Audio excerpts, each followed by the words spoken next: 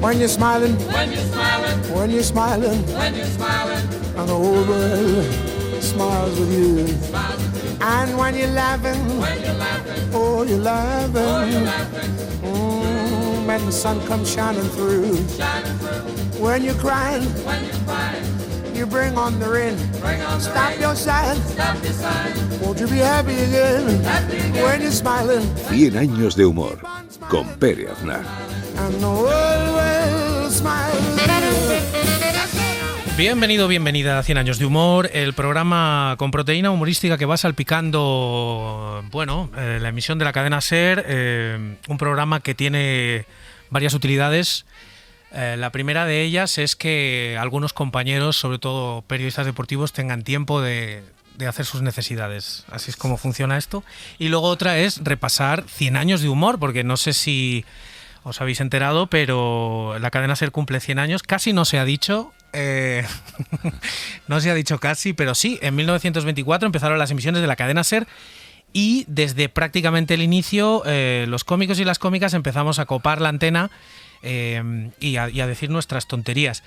La SER siempre ha tenido muchos cómicos y muchos de ellos accidentalmente. Uno no empieza a decir tonterías queriendo, le salen de forma accidental y luego descubre que se vive mejor diciendo tonterías que no diciéndolas. A mí me pasó, por ejemplo, yo entré haciendo informativos. Lo primero que hice fue dar el tiempo.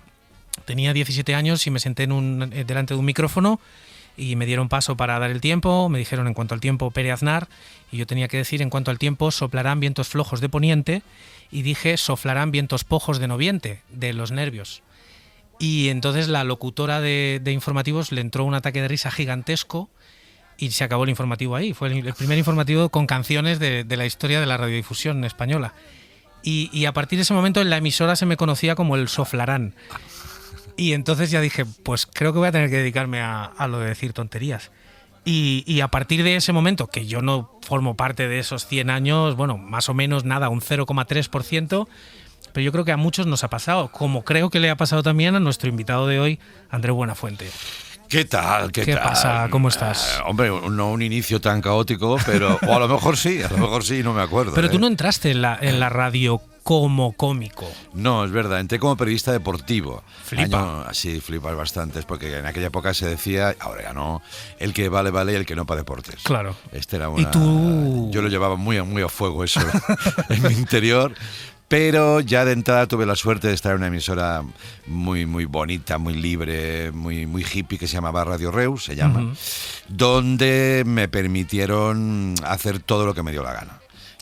Incluso en deportes. Y bueno, deportes era como más acotado, hay que hacer unos seguimientos, seguir a un Reus deportivo de hockey, en las estrellas de la ciudad, pero ya vieron rápidamente que lo mío era patología. Claro. O sea, yo no tenía vida fuera, me pasaba el día allí. Eso pasa mucho también. Sí, mira, la policía igual viene a buscarnos. Sí, ¿no? sí, por lo que acabas de decir. Puede ser. Pero esto lo quiero recalcar porque para mí es muy importante. O sea, la libertad que me dieron allí, la tolerancia, todavía a día de hoy me sigue sorprendiendo. El director, que está todavía en activo, un tío maravilloso, se llama Josep María Martí, jugaba una ironía conmigo, me decía, ¿qué, Andreu? Me encontraba por el pasillo. ¿Qué me han dicho? ¿Que estás haciendo otro programa? Ni lo sabía el tipo. Sí, lo sabía, pero me estaba dando un poco en la cocorota de ¿te podrías centrar en lo tuyo o no? Claro. Y yo no podía.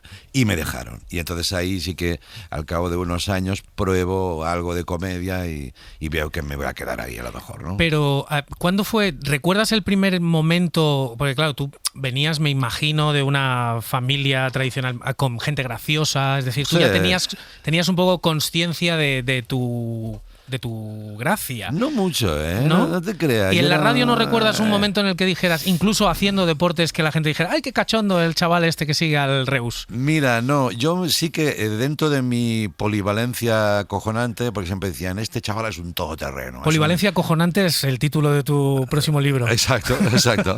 Y este chaval es un todoterreno, el primer capítulo, y me metí en los primeros años con otro compañero, Javier Pons, que fue también un hombre muy potente de radio, aquí en la SER, Y él hacía un programa nocturno. Yo llegaba de ver a mi novia, que tenía que ir a ver un ratito, porque claro... Porque claro, dentro de la polivalencia acojonante Exacto. estaba eso también. Y todo el día en la radio, iba a ver a mi novia. Cuando volví a ver a mi novia, digo, voy a pasar otra vez por la radio. No sé qué tal. Y entonces me metí y hacía como una seccioncita de un programa que hacía él, que se llamaba La Última Noche, que pasé contigo. Y es que es la primera vez que veo que mi compañero, en ese momento jefe, sonríe ante un personaje que no me acuerdo muy bien qué le hacía yo. Y allí dije, esto es la comedia. Esto es lo que mola. Pero no era muy consciente, la verdad. ¿Y la primera persona que te hizo gracia en la radio? Ostras, yo era muy fan de Goma Espuma. Ajá. Sí, yo he parado el coche con mi amigo y compañero todavía Chen en el Terrat, jovencitos de noche por Salou, y tener que parar porque se nos iba de las manos. Era peligroso. Sí, era la radio nocturna y dijimos, mira, para aquí en el Arcén, vamos a descojonarnos bien y luego seguimos. Ibas borracho de radio, de risa en el coche. Sí. Pues la primera persona a la que se contrató, el programa de hoy va a ser un repaso como de personas, one man show. Vale. Es que ahora no sé qué nos ha dado, que todo le decimos one man show, stand-up comedy, crowd work. Sí. Una persona haciendo reír ella sola. Vale, muy bien. Un autónomo de la risa. La primera persona a la que se contrató en la cadena SER para ser específicamente gracioso era un señor llamado Josep Torres Vilata, que en el mundo, sobre todo en Radio Barcelona, se le conocía como Toreski. Hombre, mítico. En 1997. Fue el primer contrato, la primera nómina en la que Cuidado, ¿has dicho 1997? No, 1927. Vale. Qué susto, ahora de repente Toreski ha vivido hasta hace 4 días. Es que yo en ese año estaba en Radio Barcelona, yo no lo vi. Yo no lo viste, aunque dicen que Toreski todavía está por allí. Sí. Existe como esta cosa de que el fantasma de Toreski está en la emisora de Radio Barcelona. Toreski fue la primera persona a la que se contrató para hacer reír. Era ventrílocuo en la radio, que dices...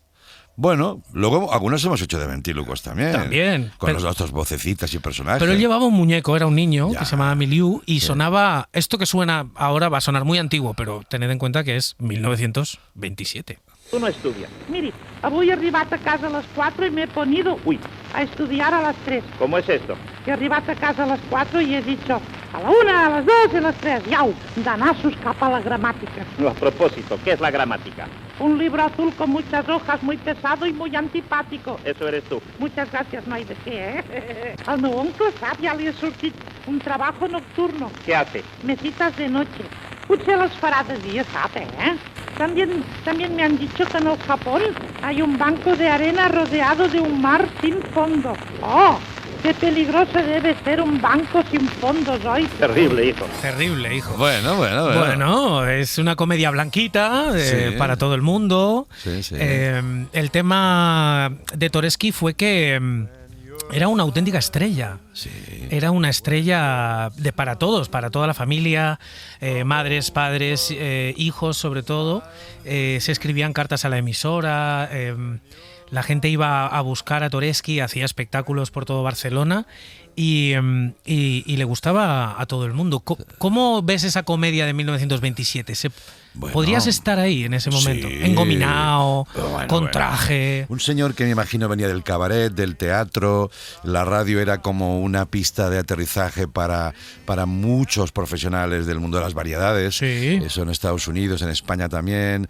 Y claro, esto generaba una admiración y un seguimiento brutal. Lo que me gusta también es que Radio Barcelona, a la que quiero mucho, he estado toda la vida allí, honra bien la memoria de Toreski. Sí, hombre. Tiene un estudio dedicado a él, tiene una gran foto cuando entras y tiene el Bou de Pau Pi, que es también el Bou de Pau Pi, a ver cómo lo explico, ahora está actualizado, pero yo lo conocí de los orígenes, está a la entrada de Radio Barcelona, tú tiras un dinerito para ayudas benéficas. No. Yo qué sé, de repente puedes elegir sketches de orfanatos, tal, y esto viene de la época Toreski y todavía se mantiene. Qué bueno. Entonces me parece chulo que en una época tan desprendida de sus propios recuerdos y de precedentes y orígenes y bla bla bla, de este presentismo un poco enfermizo, todavía mantenga a Toreski. A mí me gusta, sí. Toreski a lo mejor es el único ventríloco que ha existido en España al que se ha respetado todo el tiempo, incluso a día de... O sea, porque luego ya han venido otros referentes de ventriloquía claro, es que aquí más dudosos. Bueno, por ejemplo, un ventríloco de radio era Sardá. Sardá, cuando hacía de Sardá, Casamayor, claro. pero movía la boca. Sí, y sí, movía la boca. Bueno, no te creas, no mucho. Yo estaba allí. Por cierto, Casamayor, uno de los personajes de más difícil imitación. Totalmente. Ahora estoy en teatro, lo intento hacer y. Javierito, Uy, Javierito. Pero tiene una cosa para adentro. Que solo sabe hacer él. Sí, y es curioso porque han pasado los años y al final Sardá, todo el mundo decía, no, Casamayor no es Sardá. Sí. Y al final sí, ¿eh? O sea, quiero decir, al Sí, final sí. Sardá es Casamayor, ¿eh? Directamente. Me acuerdo una vez en un taxi que uno, claro, como cuando lleva a la radio, que tú vas a la radio, buena fuente, así, oye, tú me lo dirás. Sardá y Casamayor son dos personas. Digo, no, es el mismo. Me cago en la hijo de mierda. Puta, no me digas eso. Digo, me lo has preguntado. Hombre, derruyendo mitos, es que no se puede. Me gustaba un claro. poco romper Claro. localmente pero era acojonante esto. Claro, pero ahora lo ves en La Sexta y dices, no, sí, son la Ya, misma persona. Claro, sí.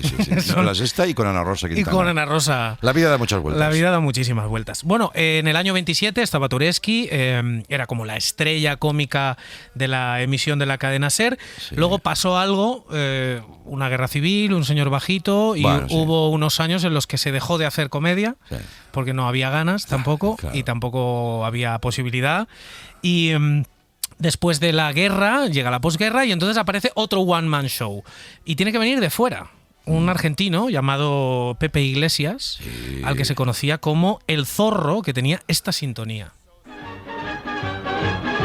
Yo soy el zorro zorrito, para mayores y pequeñitos. Yo soy el zorro, señoras, señores, de mil amores. Voy a empezar. Silvidito, ¿eh? Qué silbido. Buenas noches, queridos amigos. Y ya los invito a que pasemos violentamente al Hotel La Sola Cama, donde, como ustedes saben, hay bronca toda la semana. Toda la y semana. donde hoy, como apreciarán, hay novedades de bulto. De bulto. No me digas que no te dan unas ganas de escucharlo tremendo. Bueno. El silbidito ese. El silbidito, qué virtuoso. Te saca de la cama. Sí, es acojonante. No sabía que era argentino, fíjate. Sí, Pepe Iglesias era argentino, tuvo que venir de fuera y él era una sola persona que hacía como 15, 16 voces, Sí. que hacía un espacio diario en la cadena SER y su espacio estrella era el hotel La Sola Cama. ¿Quieres escuchar un sketchito? Sí, hombre, ¿Cómo era? sí. Vuelvo a repetir, estamos en los años 50, la comedia ha cambiado mucho. Sí, y me gustaría destacar que hay una corriente, había un corredor Argentina-España que se transitó bastante en comedia y no comedia. Sí. Primero en esa época, luego después de la dictadura argentina. Sí. Ahí tienen que huir algunos, ahí me toca de cerca, pero bueno, no te aburriré con un locutor que me marcó mucho. Pero era interesante. Y la radio argentina es muy potente, una debilidad mía, y tiene una conexión con la radio norteamericana. Claro, Pa- entonces van empapándose de esa cosa espectacular. Este ritmo, esto era como, yo creo que es muy americano, sí. Pues vamos a escuchar el Hotel La Sola Cama a ver qué os parece. ¡Papá! Dice la señora de la habitación 31 que le mandes a arreglar el ring. ¿Qué? ¿Va a bocear? ¿El ring? No, el timbre, el ring. Y de paso le llevo un poco de goma. ¿De goma? Sí, porque no puede pegar los ojos. Y además le llevo un ventilador. ¿Un ventilador? Sí, porque quiere ventilar unos asuntos de familia. Y además le llevo una tijera. ¿Una tijera? Sí, porque quiere cortar relaciones con lo suyo. Y de paso le llevo cinta aislante. ¿Cinta aislante? Sí, porque quiere aislarse del mundanal ruido. ¡Ay, qué risibilidad me da la cosa risible! Oh, ese Oye, era- de paso llevarle un poco de líquido. A ver si liquida la cuenta atrasada que buena falta nos hace. El chiste final, Bueno, bien, apogeo, bien, ¿ves? sí, Cómo sí. va cogiendo todo juego de palabras, la risibilidad muy risible, con tu frase, con tu catchphrase. Pues el Zorro empezó a hacer sketches, que es una materia cómica de la que creo que hemos hecho todos al principio, ¿no? Difícil, ¿eh? En radio. Muy difícil, Muy pero... difícil. Pero fíjate, él hace dos vocecitas, luego hace voces de clientes, no le hace falta ningún efecto de sonido y así va creando... Sí. Tú, en tus inicios radiofónicos, el Terra de la Radio era un sketch de Bueno, 1 hora diaria. Bueno, eso era como una rue del Percebe, 13 rue del Percebe, como se diseña originalmente, luego como decíamos nosotros fuimos tirando tabiques, porque, bueno, una cosa muy técnica nuestra, de que pensamos los programas muy complejos y luego los ponemos en marcha y el día a día nos dice, déjate de tramas. De tramas y complejidades. Pero el punto de arranque era brutal y había sketches porque tú figuraba que escuchabas un programa hecho desde una azotea, el Terrat en catalán, y todos los vecinos tenían un papel más o menos en esta ficción, una especie de Aquí no hay quien viva. Claro. Y entonces había unas hermanas a las que se les aparecía la madre. Ajá. Una madre... Eso es Almodóvar ya, ¿eh? Sí. Es un inicio de Almodóvar ahí. Había un ex embajador, había un presidente de la Escalera que era un liante. ¿Tú eras un niño? Yo hacía un niño, un niño con incontinencia urinaria. Muy bien. No me preguntas por qué. Bueno. Pero eso fue así. ¿Algún trauma infantil? Sí, un viejo anarquista. ¿También hacías tú? Sí, que fumaba sustancias, aromáticas. Claro. Y a veces iba desnudo de cintura para abajo. Ajá. Era bastante loco todo. Un maestro, el maestro Armero, me acuerdo que nunca hablaba, que era el que ponía las músicas. Y sobre todo mi padrina, mi abuela, mi tía, en catalán es muy padrina, que era Oriol Grau, que siempre lo destacó. ¿Que era la madrina Josefina? La padrina Josefina. La padrina Josefina. Es para mí el tipo que ha hecho la imitación, y no es imitación, la recreación de una mujer mejor que he visto en mi vida. Sí, ¿no? Llegaba un momento que fueron muchos años y el tipo estaba contigo y hablaba como una señora y tú veías a una señora. Pero no era el falsete, ¿sabes? No, era las cosas que decía. Era alucinante. Cuando escuchamos al Zorro, o ahora nos cuentas cómo funciona ese universo de crear un sketch diario tan largo. ¿Cómo eran las libretas de aquella época? Yo me imagino, porque claro, en aquella época no estamos hablando de ordenadores, a lo mejor había un ordenador, en la época del Zorro ninguno, obviamente. No. Pero, ¿cómo era una libreta? ¿Qué te apuntas para crear un sketch? ¿Qué te apuntas? Viejo que fuma porros, si lo llamas el viejo anarquista. Sí. El niño que se mea. Sí. Y a partir de ahí... Claro, es radio, fíjate que hay que hacer programa cada día.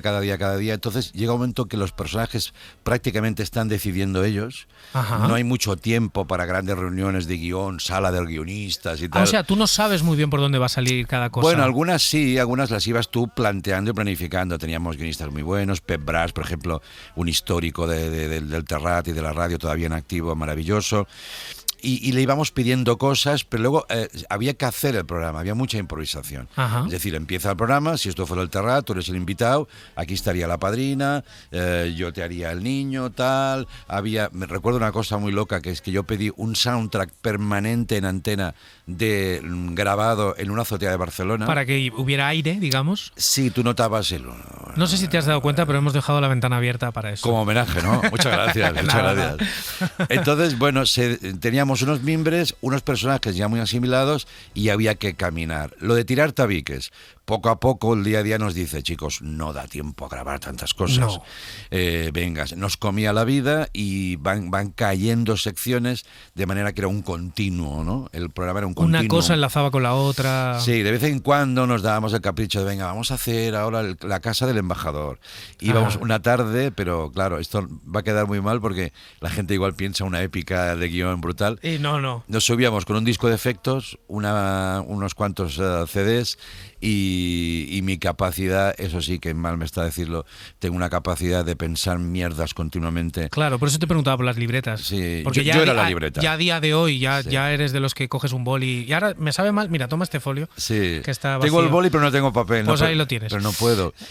Pero creábamos así, a partir de tener un ratito de estudio, venga, nos metíamos, oye, pues va, ahora una situación donde el embajador se enamora de la padrina, vale, venga, hostia, sí.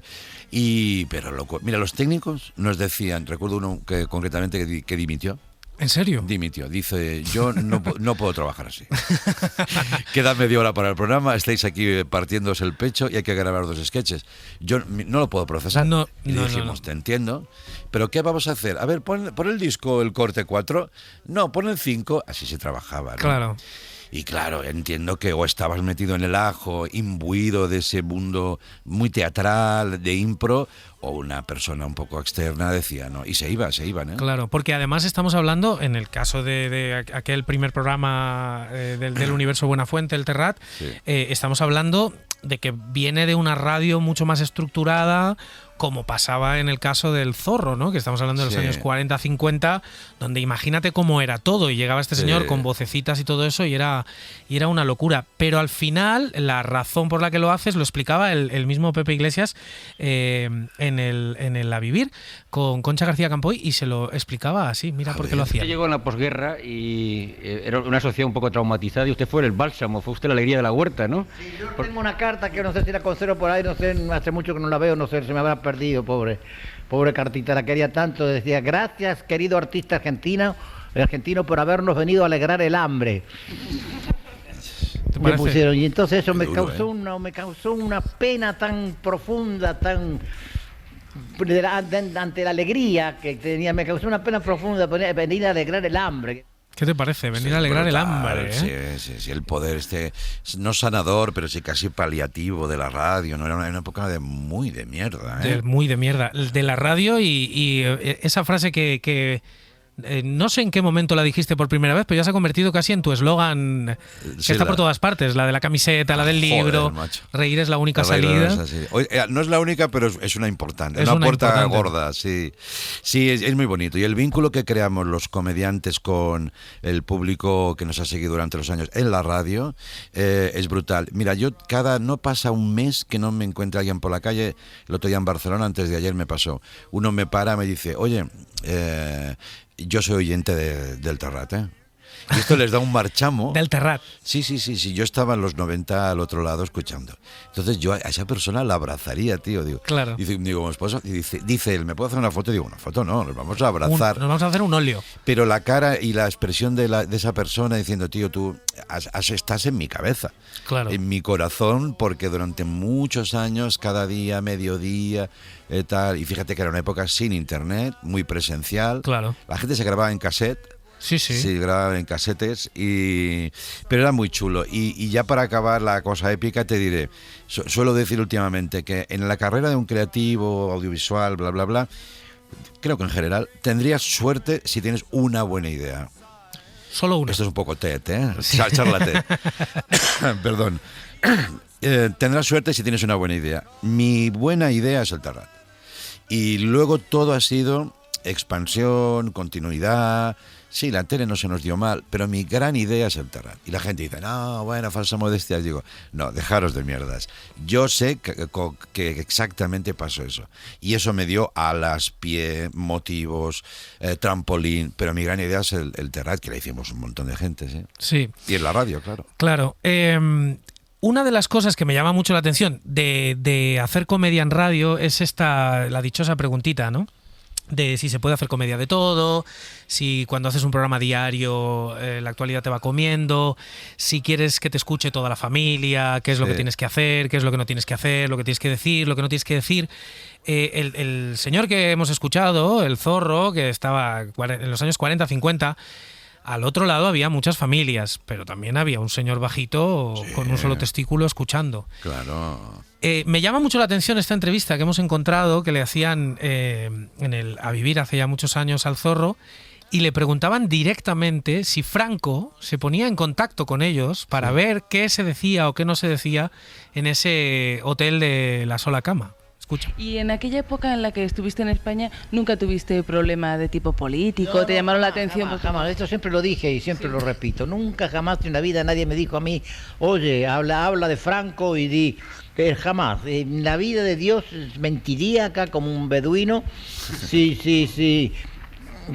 dijéramos que yo dije una cosa así porque me obligaron. Claro. Muy bien. Era muy blanco, es verdad, que claro. Estaba tolerado, ¿no? Claro, era blanco, los códigos eran otros, Claro. te das cuenta, todo en aquellos momentos los roles eran los que eran, el hombre, la mujer, el servicio, el no servicio. Es verdad. Pero ¿se puede o no se puede? Hombre, claro que se puede. Y en la SER se puede. Ya esto va a parecer muy corporativo, pero bueno, yo vengo una vez a la semana aquí, ¿eh? Quiero decir que estoy agradecido a la SER, pero yo aquí he hecho la radio que me ha dado la santísima gana. Pero ya no te digo tanto que haya unos jefes que iba a decir, el Franco de la SER te llame para decirte Hombre, que no. no hay un Franco en la SER. Por lo menos ahora. El rollo es que no es tanto si hay una jefatura ideológica, sino la sensación de que tú lo que estás haciendo es para todo el mundo. Ya. Esto es un poco abstracto, difícil de definir y de acotar. Al final eres tú con tu sentido común que va encima de tus espaldas y en tu cabeza y tú tiras. No hay un patrón y no hay marinero.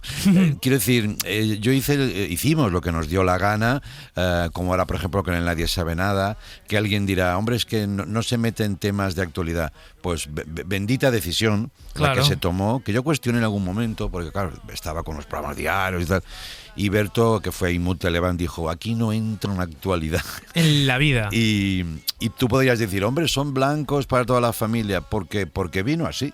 Claro. Pero luego de repente se ponen muy guarros, sobre todo Berto, que es un marrano, un tío asqueroso. Tú estás derivando hacia Hombre, claro, la cochinería. Lo que pasa es que tú lo envuelves de perífrasis verbales, pero al final estás hablando de cacas también. Sí, ya. Pero la radio, para ya que estamos y nos concita esto, tiene una libertad y una capacidad de ponerte a ti ante el espejo de tu propia praxis profesional pero oye, que siempre ha sido muy libre. Este es un medio donde se han hecho y se han dicho cosas brutales. La tele sí que... Ahí pesa. Las empresas, no sé qué, cuidado, el control editorial, no sé, que no te metas con Florentino porque cuidado. Ojo. Esas mierdas. Y la radio, yo creo que siempre ha sido bastante hippie. Un poco es como el oxígeno, como la propia naturaleza de la radio. ¿Tú entiendes la radio? ¿A qué te refieres? Sí, perdona, voy a acotar la pregunta. Sí, acota. ¿Tú entiendes que tú y yo estemos hablando por aquí y que se oiga? No, ni idea. Vale, no, me ni idea. tranquiliza. Yo nunca he entendido. Bueno, de hecho, yo cuando era peque iba en el coche con mi padre. La primera idea de radio que yo tuve con 17 años, ese programita que me dejaron hacer en una radio local, de hecho estaba basado en una idea conceptual mía, y es que yo le preguntaba a mi padre qué es esto de la radio, cómo es posible, y entonces cuando íbamos por la carretera y veíamos un repetidor, mi padre me decía que ahí dentro había gente. Bueno, pues estaría entonces, creíble, sí. Yo me imaginaba que dentro de la antena abajo había gente. Muy bien. Y entonces yo hice un programa que se llamaba El Repetidor, por eso. Pero esa es la única explicación que yo a día de hoy todavía encuentro. Que vibren las ondas hercianas, que vibre una cosa invisible. Que tú vas por la calle y te está, por ejemplo, tú llevamos por la calle y nos atraviesa Carlos Herrera. Totalmente. Y no nos damos cuenta. A ver, yo creo que si nos atraviesa Carlos Herrera nos damos cuenta. Hay una mala hostia que de repente dices, ¿yo por qué me he enfadado de repente?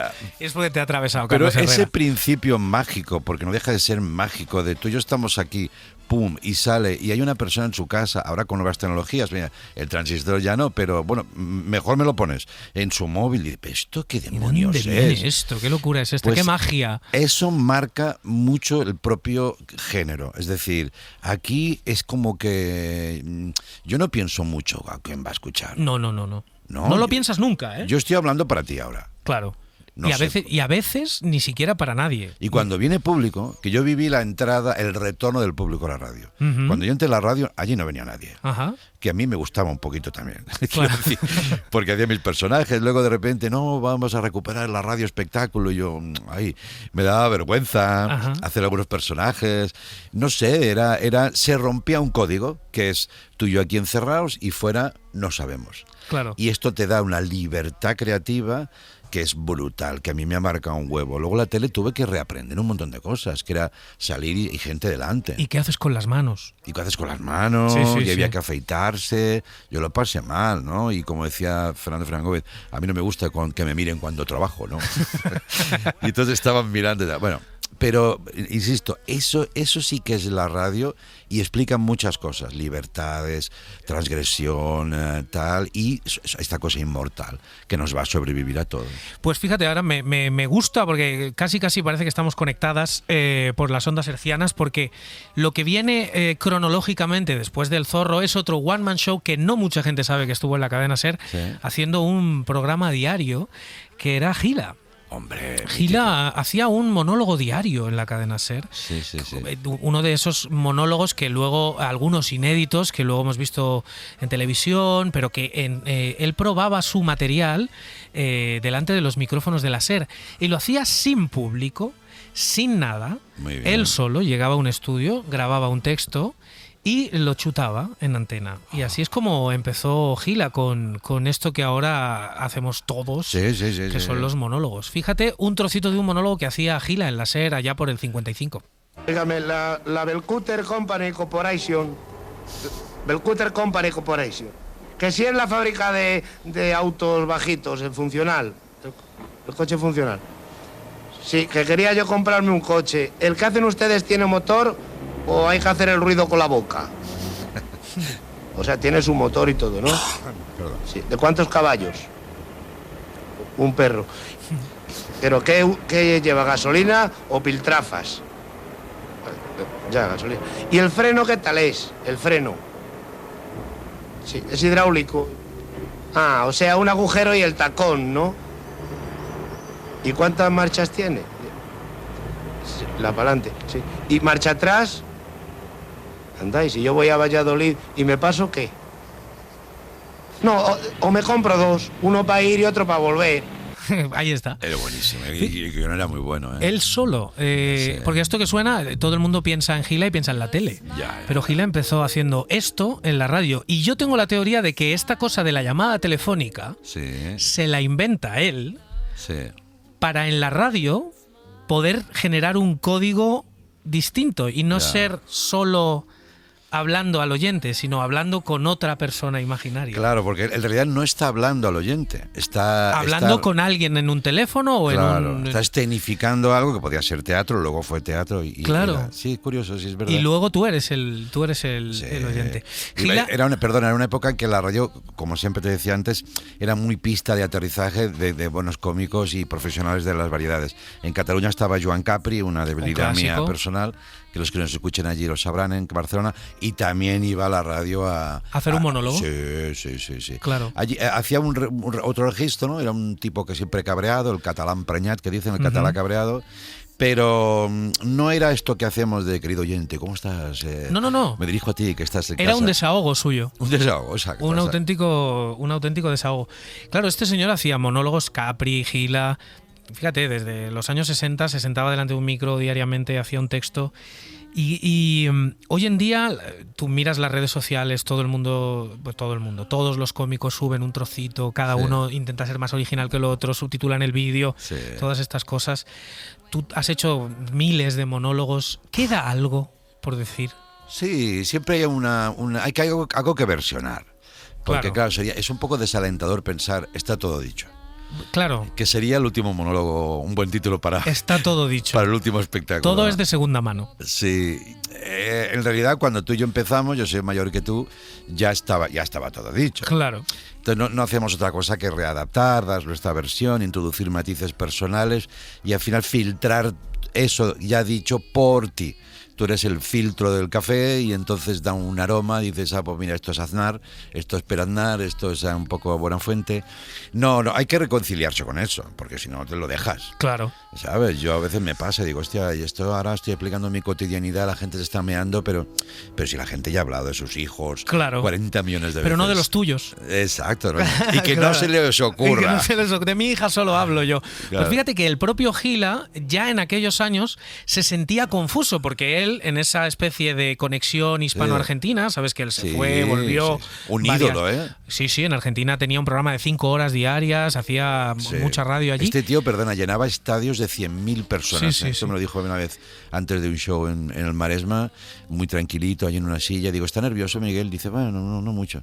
Yo he llenado estadios de 100.000 personas. Como un Taylor Swift. Taylor Swift. No, de verdad. El Taylor Swift de la comedia. Pues él mismo, ya en aquellos primeros años de hacer monólogos, antes de que fuera extremadamente conocido en televisión y todo eso, cuando le entrevistaban y le preguntaban por cómo conseguía los temas diarios del coche, la guerra, claro, él volvía de Argentina y se encontraba súper confundido porque ya no entendía cuáles eran los códigos en aquellos años. Mira.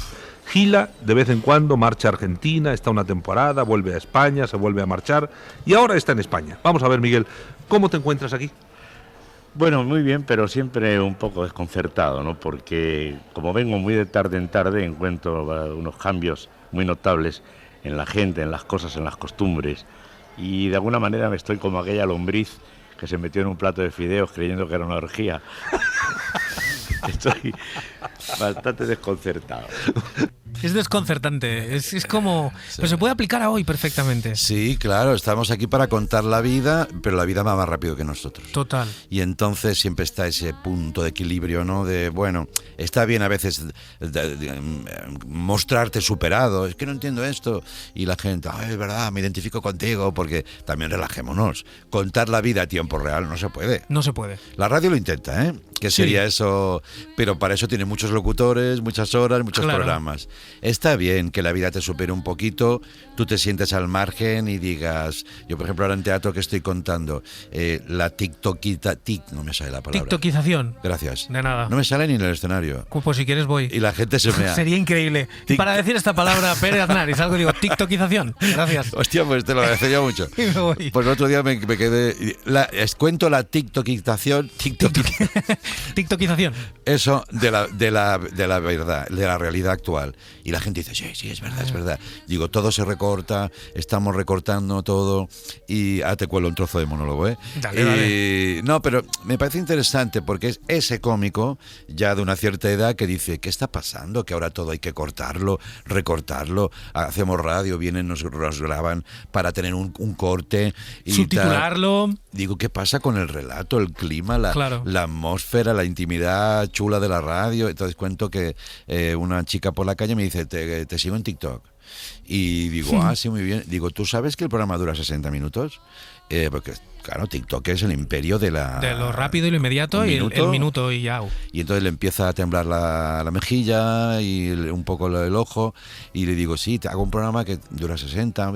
Y entonces ella, con la mano hace así, delante mío, como con la ilusión. Para pasar. Para hacer, creo que está bien eso, ¿no? Sí. Y hacer un scroll humano. Y le digo, no, sigo aquí. Sí. Soy tu pesadilla. Te voy a perseguir. Pues eso es un cómico con la que le supera un poquito la vida. Pero como nos supera a todos, reírnos de eso está bien. Claro. Creo, vamos. Vamos a hacer un experimento. Vamos a dejar una pausa. Bueno, porque quieres tú, ¿no? No, pues por no tiktokizarnos. Por no tiktokizarnos. Venga, va. Claro, sube la música. When you're smiling, the whole world smiles with you. When you're laughing, the sun comes shining through. But when you're Y después de Toreski, del Zorro, de Gila, llega a la cadena SER otro One Man Show que yo creo que puede ser el único que en TikTok lo hubiera podido petar, el gran Eugenio. Hombre. Porque sus contenidos eran chistes muy cortos, de aspecto muy llamativo, con un tono muy llamativo, a lo mejor no todo lo dinámico que TikTok necesita. Bueno, sí, no sabes nunca, igual sale el tío y ahí triunfa, por eso precisamente. Claro. ¿No? Corto pues, conciso era. Era conciso, sí. No era frenético, pero era conciso. Tuvo un programa en la SER, esto tampoco lo sabe mucha gente. Eugenio venía también todas las mañanitas. Ostras. Pagado. Claro. Muy bien pagado, me puedo imaginar, cobrando muy bien. Eso ayuda mucho, te anima mucho. Eso ayuda. Sales de casa y dices, hostia, voy allí y me van a pagar. Me van a pagar, eso viene muy bien, para salir de casa incluso. Y entonces él venía, ponían un anuncio, presumiblemente de una bebida, imaginamos todos, contaba 3 chistes, daba los buenos días, contaba 3 chistes y luego decía, hasta mañana. Y chao. Y esto era lo que hacía, ¿no? Y aquí también en la radio hacía como Gila y probaba sus chistes en antena. A él sí que tenía la decencia de ponerle unas risas de bote, porque ya eran otros tiempos. El programa se llamaba Eugeniadas 82. ¿Sabías de esto? No sabía, no pues tenía ni idea. Escucha. Buenos días. ¿Cómo pasaron el fin de semana? ¿Bien? Me alegro. Y aprovechando esta alegría de saber que el fin de semana lo pasaron bien, ¿saben aquel que dice que era un borracho que estaba dentro de un coche sacando la cabeza por la ventanilla llamando a un guardia? Digo, guardia. Digo, acaban de robarme el volante y el cassette. Diu, por favor, diu, siéntese delante, hombre, siéntese delante. ¿Saben aquel que dice que es un tío que entra en una alpargatería y diu, buenas? Diu, ¿qué tienen alpargatas? Y dice el dependiente, y muy buenas. Diu, muy buenas. ¿Qué tienen alpargatas? ¿Saben aquel que dice que es un tío que lo condenan a muerte en la cámara de gas? Diu, tú condenas a muerte en la cámara de gas. El tío entra dentro de la cámara y cuando está dentro, jaja, jaja, jaja. Diu, oye, ¿tú por qué te ríes? Diu, porque nunca me había visto una cámara de gas sin techo, la verdad. Diu, ¿no? Diu, cuando te caigan las bombonas de butano te vas a enterar, ¿vale, nano? Este delicado, delicado. Y el último más delicado Diu, todavía. ¿qué opinan que los curas se casen? Diu, home, diu, si se quieren, no. Y hasta mañana. Y hasta mañana. Bueno, oye, venga, y pum, y Y venga. poner la mano. Y ya lo grabaría, me imagino. Claro. Vendría a claro. grabar un día a a lo la mejor, semana. a lo mejor, bueno, claro, venía uno y venía un día y grababa todo, ¿no? Yo creo que sí, ¿no? Y hasta mañana, hasta mañana. Sí, sí. Además es un proto Eugenio, inicios de Eugenio. Fíjate que todavía estaba un poco Todavía tierno. sí. Un poco tierno. Luego ya sé que se Luego caracolea ya, más. luego ya la oscuridad entró. Sí. Que siempre estuvo, pero la oscuridad fue entrando en su Tú sabes que en un programa que hacíamos de televisión, yo me empeñé, pues yo le conocí, a mí me marcó mucho. ¿Que Eugenio te empeñaste también. en hacer de Eugenio? Sí, sí, Claro. me empeñaba siempre. Yo Los guionistas, estaba ahí ya, ¿eh? No os gustaba mucho a los guionistas. A mí me flipa. Ah, te flipaba A mí eso. me flipa. Es que tenía la sensación de que era como decían, venga, ya están luego con sus mierdas. Y conseguimos un formato que era Eugenio, yo con barba, todo, taburete, cigarro falso, y chistes a lo Eugenio de actualidad. Claro. ¿Te acuerdas de aquel Hombre, palo? claro que me Pues acuerdo. era de los momentos que más disfrutaba yo, porque de repente paraba todo, Ujú. el ritmo de la televisión, Totalmente. frenético de Bajar la pelota. Claro, esos monos con neumáticos que éramos todo el rato. De repente baja la Que pelota. ahora dice, no, hacéis CrossFit. No, CrossFit hemos hecho en la tele muchos años. Y esa frase maldita de que pasen cosas. Que pasen cosas, sí. Pues ese momento de Eugenio, que además creo que guión lo hacíais muy bien, de meterle de ese Mariano Rajoy que va a ver a Claro, Putin y tal. sí. Y funcionaba muy bien. Sí, sí. Y a mí me relajaba un huevo, tío. Y no quería que se acabara nunca. Y estaba, ay, qué bien, lo alargaba. Porque además esta cosa que conforme hemos ido viendo, ¿no?, la evolución del One Man Show, no hay nadie que disfrute más de ese silencio, de tener al oyente absolutamente cogido por las orejas Sí. o los oídos y decirle, no, ahora te vas a parar aquí 3 minutos y me vas a escuchar a mí. Sí. Y me da igual si queréis poner unas risas de bote o lo que sea, pero yo sé que este es mi material Sí. y voy y te lo, y voy y te lo lanzo. ¿Cuál ha sido la...? Porque ahora escuchamos a este señor soltar 3 chistes diarios y cobrarlos muy bien. Sí. ¿Cuál ha sido la vez que te han pagado más por hacer menos? Ostras, buena pregunta, tío. Hombre, algún evento habrá habido. Sí. No mucho, porque yo he sido bastante funcionario, bien pagado y me ha ido bien de prefuncionario, es decir, cada día a la radio Ujú. o cada día a la tele. Entonces, no sé si te conviene echar cuentas de, a ver, ¿cobro mucho? Sí, bueno, mucho, que también joder, curro como un cabrón. Entonces, a mí me gustaba cuando me decían, ¿quieres venir a presentar un café en el puerto de Barcelona? Que me lo decía muy pocas veces me pasaba. Claro. Y entonces sí que tenía sensación un poquito de Billy el Niño. Te pregunto por esto porque hay una falsa sensación que tiene el espectador, el oyente de radio con respecto a la comedia, que es, pero si vosotros llegáis allí, os sentáis. Sí, claro, claro. Y ya está. Y entonces tú no sabes cómo estaba la libreta de Ya. Toreski, no sabes la cantidad de horas que se pasaría el zorro en su habitación de hotel, en su hostal, en la cama, bebiendo probablemente coñac y apuntando movidas. Sí, sí, sí. La cantidad de horas que estaría Gila sin dormir pensando qué coño voy a decir mañana en la radio. Sí, sí, La sí. cantidad de horas que se pasaría Eugenio de madrugada seguramente Sí, sí, sí, apuntándose cositas. Claro, bueno, pero ese comentario es un poco cuñado ya, ¿eh? Pero está, ¿eh? Es como nosotros que nos dicen en el Nadie, pero claro, vosotros vais allí, ni guión ni nada, y vaya chollo tenéis, ¿no? No despectivamente, pero hasta con una cierta fascinación, lo dice gente. Y hay que matizar, y luego lo entienden, y explicar, decir, tíos, es que es una ceremonia de ritmo, improvisación y complicidad que yo, por ejemplo, hablo por mí, cuando acaba el Nadie, que grabamos 2 cada 15 días, yo tengo que estar un ratito sin hablar con nadie. Claro. Y me voy a pasear un poco allí por el Eixample de Barcelona, cuando grabamos en Barcelona, y porque la cabeza está Te has vaciado. a punto de nieve, ¿eh? Pero vamos, también es más duro descargar un camión de piedras, Mucho ¿me más. entiendes? Pero La verdad que mucho más. Y menos gracioso. Menos gracioso. Sí. Para terminar, porque la verdad que no tengo ni idea de cuánto rato llevamos y la verdad me importa un huevo. Bueno. Me gustaría hacer un recorrido así tuyo, porque claro, Venga, hemos va. hablado como de los grandes estrellas, grandes genios de One Man Show. Sí. Tú eres uno de ellos. Pero One Man Show no tanto, ¿eh? Bueno, sí, pero Sí. has estado... Sí. Hay una voz muy reconocible en ti. Showman, o Muy- showerman, como me dijo una vez uno. Showerman, eres un hombre que se ducha, Sí. fenomenal. Tú eres un showerman. Un me dijo. showerman, sí, duchas a la gente. Sí, sí. Claro, de todos esos, tú, de los 100 años que lleva la cadena SER, pues ya llevas algunos. Bueno, ha sacado un tema delicado, son 40, he pasado 40. 40. Sí, Casi el 40%. ¿Sabes que creía que eran 30? Estábamos preparando lo Fueron 30, hubo una época que fueron 30. Sí, pero preparábamos los actos del siglo de la radio y yo les decía, bueno chicos, quiero cortes de hace 30 años, cuando empecé tal, y un día el equipo me dijo, Andreu, perdona, estás diciendo 30 y son 40. Sí. Y les dije, estáis todos en la puta calle. Si yo digo que son 30, son 30. Tú estás diciendo por ahí que tienes trabajo y no lo tienes. No. Pues así, este fue el primer gran pelotazo de Buenafuente en la cadena SER. Ai, ai, ai. Abans de dinar, a la ràdio fan un show.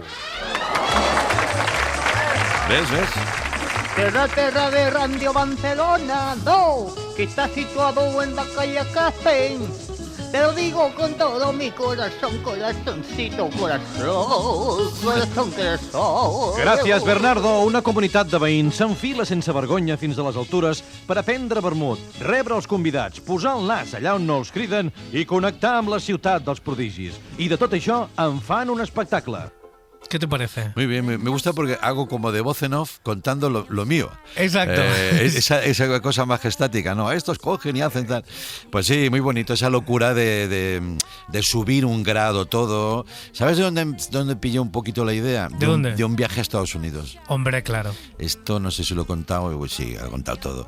En los 80 me voy con un colega y no entendía nada. Pero el tono. El tono. Claro. Y llevábamos un loro para Un grabar. loraco. Nos compramos un loro en un mall y casetes y grabábamos. Y vine de allí solo con ese concepto de más ritmo, todo más arriba, más subido, porque aquí veníamos de la transición y estábamos muy serios. Muy tranqui. Los 70 eran, bueno, bienvenidos, todos, no sé qué. Y de repente nosotros estábamos con otra octava. Claro. Hola, de ahí eso. Mira, me acuerdo de... Y luego había que llenarlo, ¿no? Claro. Pero sí que vine diciendo, hostia, qué buenos son los mornings americanos, salen unos tipos... Yo no entendía nada de inglés, ahora un poquito, pero en aquella época...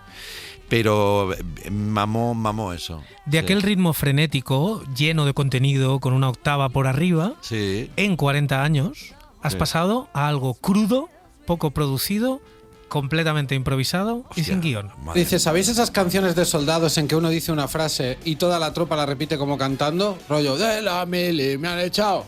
¿Os atrevéis a improvisar una con el público cárnico? Ellos no, a mí canciones militares no me... No. Es que militares y humor, ¿no? Sí. Son como dos conceptos que no, Sí. no casan bien, ¿no? Sí. Es como la inteligencia militar, ¿sabes? Dices, No, hombre, no. No, pero- no, hombre, no. Igual lo que habría que hacer es proporcionar letras que no sean violentas Ya. para los militares, para que las puedan cantar, Sí. ¿no? Por ejemplo, aquí llegamos de buen rollo. Una hostia, te vamos a dar. No, precisamente eso, no. Porque es decir, te preparan y cuando tú te relajas. No. La intención no es pegarle, ni mucho menos matarle. Claro. Pero si se diera el caso. Un buen golpe con el mazo.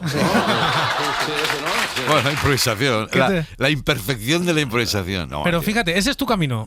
Perdóname el resumen un poco somero y respetuoso, pero de aquella cosa octavada a esta cosa de tú con un colega diciendo Bueno, tonterías. Ahora frasecita para highlight, ¿vale?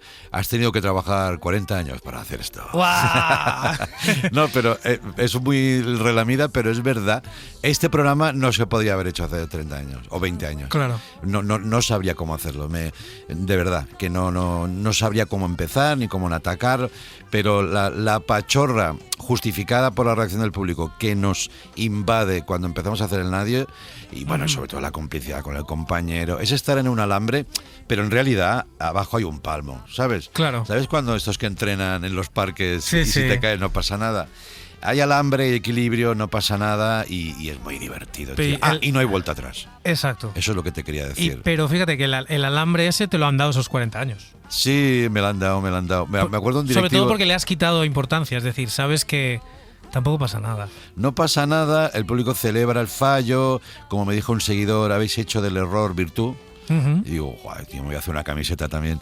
Que encierra un cierto fracaso que finalmente salió bien. El error virtud es, tío, todo el mundo la cagas y tú el primero. Bueno, Samanté es una cagada tuya. Exacto. Es una palabra maldicha. Sí, sí. Y todavía de hoy, no sé, gestionar los tiempos, las palabras, no sé decir tiktokizado, me lo he apuntado para ver si... Eso te da un carácter que la gente dice, pues mira, contigo seguimos. Y aquí estamos y no hay vuelta atrás. Y te digo una cosa, cuanto más va, más desmontado voy a estar, más punky, más me la pela todo. Y yo puedo llegar a hacer cosas que a lo mejor van a violentar. Me parece señor muy bien. mayor, sí. Un señor mayor violentando. Sí, yo me he desnudado, por ejemplo, en la radio. ¿En la radio? En la radio, sí, Anteberto no se vio detrás de una cortina. Ajá. Y él narró mi cuerpo. A ver, yo no solo te he visto, sino que he estado detrás de la idea de que mojaras los huevos en soja. Correcto. Con lo cual... Eso es de la época nadie. y es un coche sin frenos, ¿eh? Eso es un coche sin frenos. Sí. O tirarte al suelo y hacer el pedo lumbar, mojarte la espalda. Berto dice, es increíble cómo te puedes tirar a la piscina sin saber si hay agua o no. Y le dije, siempre hay agua. Siempre hay agua. Es el cariño del público. Pues ya hemos llegado al final del programa de hoy, de 100 años de humor. Una pena. Ahora típico invitado que, pero ya hemos acabado. Lo que pasa es que a los jefes de la SER hay dos cosas que les encantan. Una es cuando no les pedimos más dinero por las cosas que hacemos. Esto les gusta muchísimo. Mucho. Y la segunda es cuando los cómicos nos ponemos serios. Les flipa eso a los jefes de la SER. Les encanta muchísimo. La primera no la cumplimos porque aquí siempre pedimos más dinero. Claro, no que nos lo den, pero pedirlo lo pedimos. Sí. Y la segunda, vamos a dársela. Venga. En aras de poder cumplir la primera. Sí. Entonces te tengo que hacer una pregunta de esas de... ¿Seria? Bueno, vale. Y reflexiva. Venga, va. Que también te gusta. Sí. Hay un punto tuyo de reflexión que siempre mola. ¿Dónde estaría Andreu Buenafuente si no hubiera entrado a los 16, 17 años en aquella emisora donde le dejaron hacer lo que le daba la gana y si no hubiera descubierto que aquel señor que hacía un programa con él se reía cuando decía tonterías? Ni puta idea, sería la cosa más académica. Es reflexivo. Es serio. Pero no había plan B. No había plan B. No, yo hubiera acabado aquí como fuera. De hecho, lo intenté, mi padre me llevó porque conocía a un locutor argentino. Y me llevó, el locutor argentino pasó de nosotros como de la mierda, salió del estudio, Juan le dice, no tengo tiempo, y ese fue el primer intento, luego otro, si no hubiera entrado a los 16, hubiera entrado a los 18, a los 19, yo creo que estaba un poquito predestinado, no me gustaba estudiar, no tengo habilidades demasiado claras y esto de hablar molaba, yo hubiera acabado aquí siempre, sí, no. O sea que podemos decir, para hacer una frase relamida de final de programa, que reír es la única salida y el plan A. Correcto. Y una vez estás dentro del reír, ya no hay salida. ¿Camiseta? Camiseta, por favor. Gracias, Andreu. Hasta luego. Gracias a todos. Hacia más deporte creo que nos vamos, pero no lo sé porque nunca se sabe en la cadena SER. Pero sigan conectados porque siempre saldrá alguien a decir tonterías en esta vuestra radio que cumple 100 años, por si no os habíais enterado. Venga, hasta la próxima. When you smiling, the whole world smiles with you, baby. Yes, when you laughing, when you laughing. Yes, the sun comes shining through. But when you crying, you bring on the rain. So stop your sighing, baby, and be happy again. Yes, and keep on smiling. keep on smiling, baby. And the whole world smiles.